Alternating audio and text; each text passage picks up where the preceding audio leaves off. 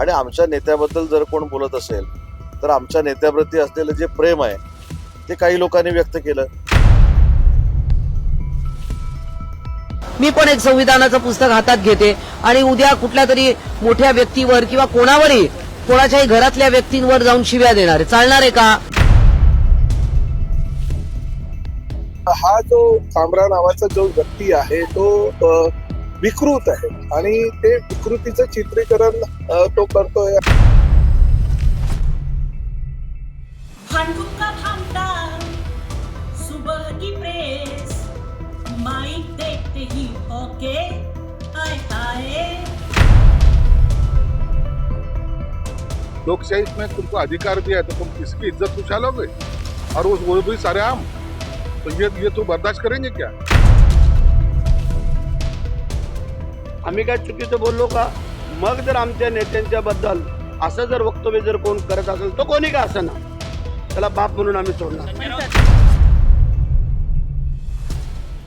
कोणालाही काही बोलण्याचा अधिकार दिलेला नाही. आक्षेपार्ह बोलल्यानंतर गुन्हा दाखल होतो याची देखील नोंद ह्या सगळ्या याच्यामध्ये आहे. मला असं वाटतं की हा कामरा की कोण आहे कलाकार त्यानं हे भान ठेवलं पाहिजे होतं आणि कोणाच्या तरी सांगण्यावरनं अशी गाणी बनवणं आणि वैयक्तिक एखाद्या व्यक्तीला बदनाम करणं हे काय अभिव्यक्ती स्वातंत्र्यामध्ये कुठंच लिहिलेलं नाही, ते कोणाच्याच वाचनात आलेलं नाही. आणि म्हणून माझ्यासोबत आता बुर्जी काका देखील आहेत. त्यांनी कालच या संदर्भामधला FIR पोलीस स्टेशनमध्ये दाखल केलेला आहे आणि आमच्या नेत्याबद्दल जर कोण बोलत असेल तर आमच्या नेत्याप्रती असलेलं जे प्रेम आहे ते काही लोकांनी व्यक्त केलं. मला असं वाटतं की ज्या स्टुडिओमध्ये या सगळ्या घटना घडल्या तिथं या होताच कामा नये याची दक्षता देखील कार्यक्रम ठेवणाऱ्यांनी घेतली पाहिजे. बरं, तुम्ही फोटो देखील तुमच्याच माध्यमातून आम्ही बघितले. हा कामरा कोण जो आहे तो कोणाबरोबर बसलेला आहे, कोणाशी चर्चा करतोय, कोणाबरोबर त्याचे फोटो आहेत. म्हणून मला असं वाटतं की हे पूर्वनियोजित आहे. अशा पद्धतीचं अभिव्यक्ती स्वातंत्र्य असू शकत नाही. इव्हन फक्त त्यांनी उपमुख्यमंत्री एकनाथ शिंदे साहेबांवर टीका टिप्पणी केली अशातला भाग नाही, त्यांनी देशाचे पंतप्रधान नरेंद्र मोदी साहेबांवर देखील टीका टिप्पणी केलेली आहे. आणि प्रत्येकाला प्रत्येकाच्या नेत्याबद्दल अभिमान असतो, स्वाभिमान असतो. त्याच्यातनं काही ठिकाणी स्पॉन्टेनियस प्रतिक्रिया निर्माण झाली, त्याचं समर्थन कोणी करत नाही. म्हणजे जे काय तोडलंय त्याचं समर्थन कोण करत नाही. परंतु अशा पद्धतीची भूमिका घ्यायला जे लावणारे आहे त्यांचा देखील तपास झाला पाहिजे. या कामराच्या मागं बोलवतं धनी कोण आहे हे देखील आपण तपासून बघितलं पाहिजे. त्याच्यामुळे एखादी घटना घडल्यानंतर, दुर्दैवी घटना घडल्यानंतर कुणी त्याचं समर्थन करत नाही, परंतु ती कोणामुळे घडली, ही घडवली गेली याचा देखील तपास झाला पाहिजे. कुणाल कामरा हा एक वाह्यात बोलणारा माणूस आहे. त्यांनी पूर्वी देखील अशाच प्रकारच्या गोष्टी केलेल्या आहेत आणि आज तर म्हणजे त्यांनी हद्द केलेली आहे. माननीय एकनाथजी शिंदे यांचा जो प्रवास आहे ना, एक शेतकरी पुत्र, रिक्षावाला ते महाराष्ट्राचे मुख्यमंत्री, हा प्रवास कोणाला तरी पाहवत नाहीये. हे त्यांचं जे कर्तृत्व आहे ते कोणाला पाहवत नाहीये. कारण काही लोक सोन्याचा चमचा घेऊन जन्माला आलेले आहेत आणि त्यांना कुठेतरी खटकतंय की एक सर्वसाधारण मनुष्य शिवसेनेच्या मार्फत आज मुख्यमंत्री होऊ शकतो. बाळासाहेब ठाकरे असते तर त्यांना हे नक्कीच आवडलं असतं. परंतु हा जो कुणाल कामरा जो आहे, नंतर तो आता संविधानाचं पुस्तक हातात घेऊन फोटो काढतोय. म्हणजे संविधानाचं पुस्तक हातात घेतलं म्हणजे कोणी कोणाला शिव्या देऊ शकतं का? मी पण एक संविधानाचं पुस्तक हातात घेते आणि उद्या कुठल्या तरी मोठ्या व्यक्तीवर किंवा कोणावरही कोणाच्याही घरातल्या व्यक्तींवर जाऊन शिव्या देणार आहे, चालणार आहे का? संविधानाने हे अधिकार दिले आहेत का? आपल्याकडे अनेक गीतकार, कविताकार, शेरो शायरी करणारे कलाकार अनेक झालेत. अजूनही शेरो शायरीचे कार्यक्रम चालतात. सरकारवर टीका केली जाते, परंतु ते काही मर्यादा असतात, त्याची काही शब्दरचना असते जी कुठेतरी सुसंस्कृतपणा पण असतो त्यामध्ये.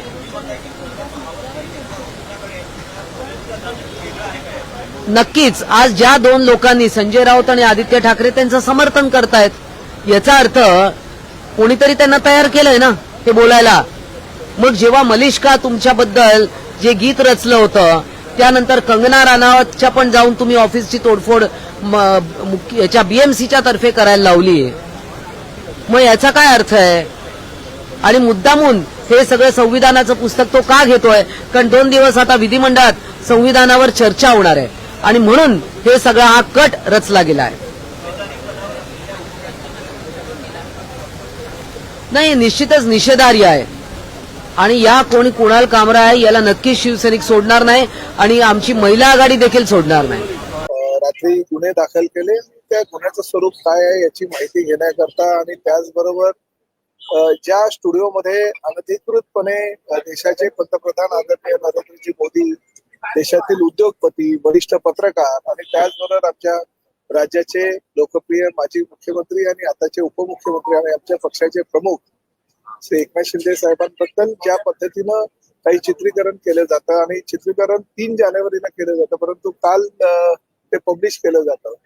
याच्यामध्ये काय राजकारण आहे याची सखोल चौकशी पोलिसांनी करावी अशी विनंती करायला, अशी सूचना करायला मी पोलीस स्टेशनला गेलो होतो. आणि त्याचबरोबर मुंबई महापालिकेचे आयुक्त भूषण गगरानी यांना सुद्धा मी सूचना केलेल्या आहेत की अशा पद्धतीनं खार सारख्या भागामध्ये जर कुठल्याही एखाद्या स्टुडिओमध्ये देशाच्या पंतप्रधानांविषयी किंवा देशाच्या अन्य लोकप्रिय व्यक्तींविषयी काही चित्रीकरण केलं जात असेल आणि ते पूर्ण स्टुडिओ जर अनधिकृत असेल तर त्याच्यावर सुद्धा कारवाई करायला हवी या मताचा मी आहे. आणि त्या माध्यमातून त्यांना सूचना केलेल्या आहेत. तर मुंबई महापालिकेच्या आयुक्तांनी ताबडतोब आजच्या आजच त्यावर कारवाई करण्याची जी सूचना आहे संबंधित सर्व अधिकाऱ्यांना दिलेली आणि त्या पद्धतीने आज ती कारवाई होईल. हा जो कामरा नावाचा जो व्यक्ती आहे तो विकृत आहे आणि ते विकृतीचं चित्रीकरण तो करतोय आणि संविधानाची प्रत घेऊन परत ही अशी घटना घडल्यानंतर सुद्धा तो एक व्हिडिओ प्रकाशित करतो की मला संविधानानं लोकशाहीनं ह्या पद्धतीचे मला काहीही बोलण्याचा अधिकार दिलेला आहे. मला एक गोष्ट सांगा की भारतीयातील कुठलीही व्यक्ती जर प्रशांत जो कोरटकर आहे त्याविषयी अशा प्रकारचं जर संविधानाची प्रत घेऊन चुकीच्या प्रकारे वक्तव्य करत असेल तर आम्ही तरी ते मान्य करू का? त्यामुळे अशा प्रकारची जी विकृती आहे ती विकृतीला ताबडतोब ठेचलं गेलं पाहिजे आणि जो जिथे असेल तिथे त्याला अटक केली पाहिजे. पोलिसांच्या म्हणण्यानुसार तो पॉंडेचेरीला पळालेला आहे, परंतु पॉंडेचेरी पोलिसांशी सहकार्य करून सुद्धा त्याला ताबडतोब मुंबईला खार पोलीस स्टेशनला आमचे मुरजी पटेल यांनी जो गुन्हा म्हणजे खरं तर MIDC पोलीस स्टेशनला आहे परंतु तो खार पोलीस स्टेशनला वर्ग करण्यात आला आहे. तर ताबडतोब त्याला अटक करावी अशी मागणी मी ह्या पक्षाचा मंत्री म्हणून किंवा पक्षाचा पदाधिकारी म्हणून पोलिसांना केली. कुणाल कामरा सारख्या फुकरट कॉमेडियनला हाताशी धरून संजय राऊत आणि उबाठाने आपली लायकी दाखवून दिली. आणि राऊत, जर तुमच्याकडे पक्षाचे कार्यकर्तेच उरलेले नसतील आणि असल्या वाचाळ वीरांच्या जीवावरती पक्ष चालवण्यापेक्षा ना तुमच्या पक्षाचा गाशा गुंडाळा आणि काळू बाळूच्या तमाशासारखा संजय उद्धवचा फड सुरू करा आणि हातात तुंतुण घेऊन गावोगावच्या जत्रा करा. कुणाल कामरानी जर माफी नाही मागितली ना तर असल्या फालतू कॉमेडी करणाऱ्यांची चामडी कशी लोळवायची हे शिवसैनिकांना चांगलंच माहिती आहे. आणि आता जरा कुणाल कामराला त्याच्याच स्टाईलमध्ये उत्तर. भांडूप का भामटा सुबह की प्रेस माइक देखते ही भौके हाय हाय बांद्रा का बंदर हिंदुत्व को बेचकर सीएम की कुर्सी को ललचाए हाय हाय इन कमीनों को मिट्टी में मिलाने भगवा झंडा फहराए जनता की नजर से तुम देखो ठाणे का टाइगर नजर आए चेहरे पे दाढ़ी आंखों में शोले तांडव करे जैसे शंभू भोले उनकी दहाड़ सुनकर ये चूहे बिल में जाके छुप जाए जनता की नजर से तुम देखो ठाणे का टाइगर नजर आए. जय महाराष्ट्र. पक्ष में रहकर क्या मतलब नियमों के हिसाब से कार्रवाई नहीं की जा सकती थी? तोड़फोड़ करना तो नियमों के जैसे देख सुनो भाई मेरे, नियमों की जैसी बात करो ना. लोकशाही में तुमको अधिकार दिया है तो तुम किसी की इज्जत उछालोगे और वो भी सारे आम. तो ये तो बर्दाश्त करेंगे क्या? तो नियम ये कहता है कि हम तो गांधी जी नहीं है, हमारे कोई एक गाल में चपट मारेंगे तो हम उसके दोनों गाल पे चपट मारेंगे. ये हमारी भूमिका है, वो हमेशा रहेगी. संजय राउत कहते हैं कि गुंडा राज हो गया है, गुंडा राज महाराष्ट्र में गुंडा राज है. संजय राउत ने अभी हिमालय में जाके थोड़ा तप करना चाहिए उसको अभी वहाँ शांति की जरूरत है। उनको अभी कोई कितने भी गालियाँ दिए, कोई कितना भी नालायक बोले, तो भी उनके ऊपर असर पड़ता नहीं। ये उनकी मानसिकता हो चुकी है। शिवसेना ऐसा बेंचमार्क सेट कर रही है कि अगर कोई आपके नेता के खिलाफ ऐसा कुछ बोलता है तो कानूनी कार्रवाई मत करिए, तोड़फोड़ करिए। अरे हम पहले से करते आ रहे हैं। शिवसेना प्रमुख के खिलाफ में बोलने की किसकी हिम्मत थी क्या? कोई एक लफ्ज तो बताए। आज भी बोले शिवसेना प्रमुख के खिलाफ, आज भी हम मारेंगे उसको, हम छोड़ेंगे नाही। सर, संजय राऊत असं म्हणतात की प्रशांत कोरटकर, राहुल सोलापूरकर यांच्यावरती शिवसैनिकांनी हल्ला केलेला नाही, असं म्हणतात की कुणाल कामरांचं आम्ही समर्थनच करतो। कुणाल कामरांवर अरे हे संजय राऊतचं बायकी भाषण बस झाले ना, याला काय संबंध आहे याचा? तू मर्द आहेस ना, शिवाजी महाराजांचा अपमान केलाय ना, तू मर्द आहेस ना, जा ना त्याला पकड ना। बांगड्या घालून बसलेले ही औलाद आहे, ही यांना काही घेणं देणं नाहीये। यांना फक्त आता तेल ओतणं हा एकमेव यांचा धंदा राहिला। स्तरावरती त्यांनी जाऊन टीका केली आहे, गांडुगिरी असं ते बोललेले आहेत, त्यांच्या कुणाल कामरावरती हल्ला केला। अहो हे बोल एवढे लोक आहे, त्यांना यांच्यामध्ये दम राहिलेला नाही। ज्यांच्यामध्ये दम राहिलेला नाही त्यांच्याबद्दल बोलणं योग्य नाही आहे।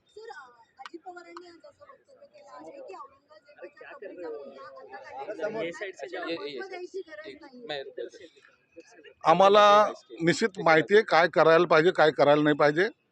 त्यांचा सल्ला त्यांना लखला, परंतु त्या आठवणी आम्हाला नकोय, ही आमची भूमिका आहे आणि त्या भूमिकेवर आम्ही ठाम आहोत। समर्थन करणारे त्याच धर्तीचे आहेत म्हणून ते समर्थन करतायत। प्रश्न असा आहे, जे चुकीचं आहे ते चुकीचं आहे, तो कोणी का असं ना।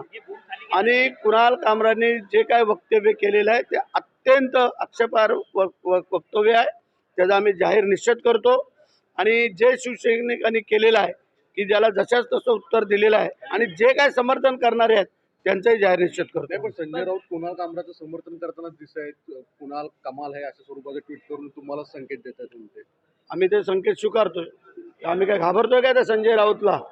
संजय राऊत असो नाही तर आणि कोण असो, जे चुकीचं आहे ते चुकीचं आहे आणि त्याचं प्रायश्चित त्यांना घ्यावं लागेल। कुणाल कामराचं बोलवता धनी कोण आहे? मग गुंडागिरी ते आता ते देते ना त्याला समर्थन, तेच बोलवते धनी आहे, दुसरं कोण आहे?